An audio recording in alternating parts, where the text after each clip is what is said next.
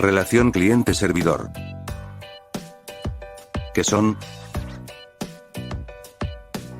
Es un modelo de aplicación distribuida en el que las tareas se reparten entre los proveedores de recursos o servicios, llamados servidores, y los demandantes, llamados clientes.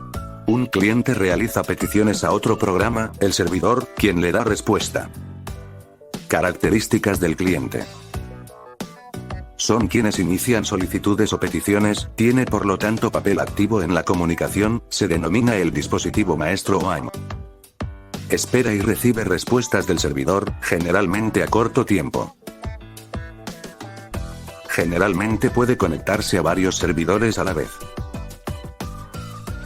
Normalmente interactúa directamente con los usuarios mediante una interfaz gráfica.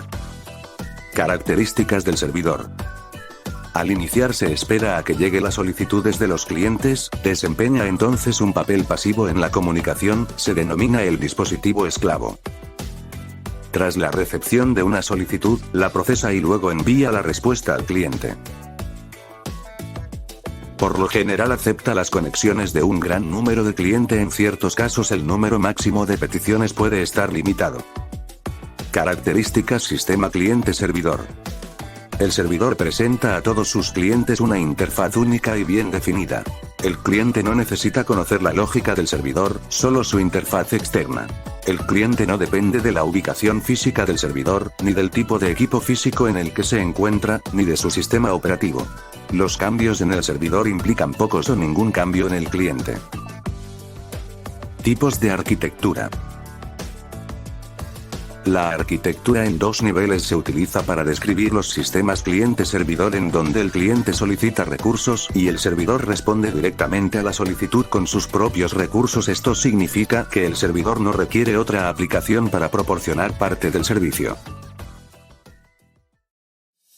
Arquitectura 3 niveles. En arquitectura en 3 niveles existe un nivel intermediario. Esto significa que la arquitectura generalmente está compartida por, primero, un cliente, es decir, el equipo que felicita los recursos equipado con interfaz de usuario, generalmente navegador web, para la presentación. Segundo, el servidor de aplicaciones, también denominado software intermedio, cuya tarea es proporcionar los recursos solicitados, pero que requiere de otro servidor para hacerlo. Tercero, el servidor de datos, que proporciona al servidor de aplicaciones los datos que requieren.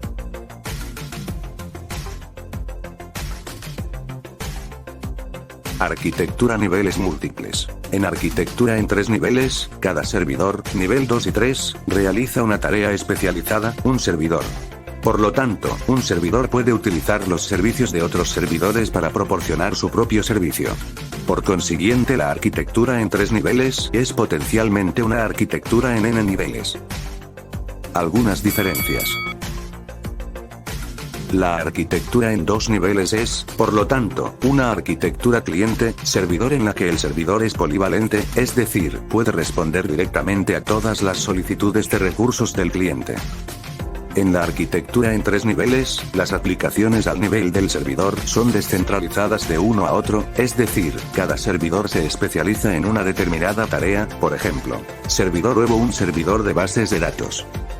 La arquitectura en 3 niveles permite un mayor grado de flexibilidad, mayor seguridad, ya que la seguridad se puede definir independientemente para cada servicio y en cada nivel, mejor rendimiento, ya que las tareas se comparten entre servidores. Protocolos de servidores. Protocolo servidor web. El funcionamiento del HTTP se basa en un esquema de petición-respuesta entre servidor web y el agente usuario o cliente que realiza la solicitud de transmisión de datos. Un cliente puede ser un explorador determinado, cuando intentamos abrir una página web, o los rastreadores web, web crawlers o arañas web, que las inspeccionan. Protocolos de servidores de ficheros. El cliente formula peticiones de registros, a través de una red, al servidor de ficheros. Uno de los métodos para enviar archivos dentro de un entorno de red en área local, SNFS, es un estándar utilizado para que varios equipos que pertenecen a una misma red puedan acceder a los archivos y compartirlos, almacenarlos y actualizar desde un dispositivo remoto, como si se encontraran en el equipo del usuario. Protocolos de servidores de base de datos. El cliente formula peticiones SQL al servidor de BD. de interés para los casos en los que se requieren preguntas. Una función de SQL se define en la base de datos solo a través de sentencias SQL, incluida, como mínimo, una sentencia return. Puede devolver un valor escalar, una fila o una tabla. Las funciones SQL no pueden ser funciones agregadas. Protocolos de servidores de transacciones. El cliente invoca a procedimientos que residen en el servidor. Dichos procedimientos ejecutan un conjunto de sentencias SQL. OLT es el procesamiento de transacciones en línea y se refiere a las bases de datos operativas en producción de las empresas, las cuales facilitan y administran operaciones de inserción, modificación, recuperación y procesamiento de transacciones.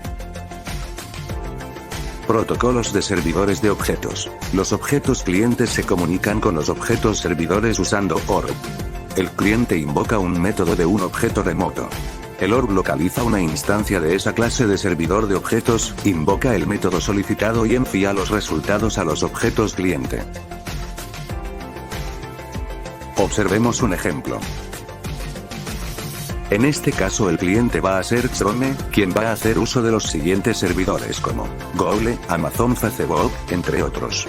Por lo tanto podemos determinar que tiene una estructura de múltiples niveles. Además hace uso de diferentes tipos de protocolos como pueden ser el SQL, HTTP o entre otros.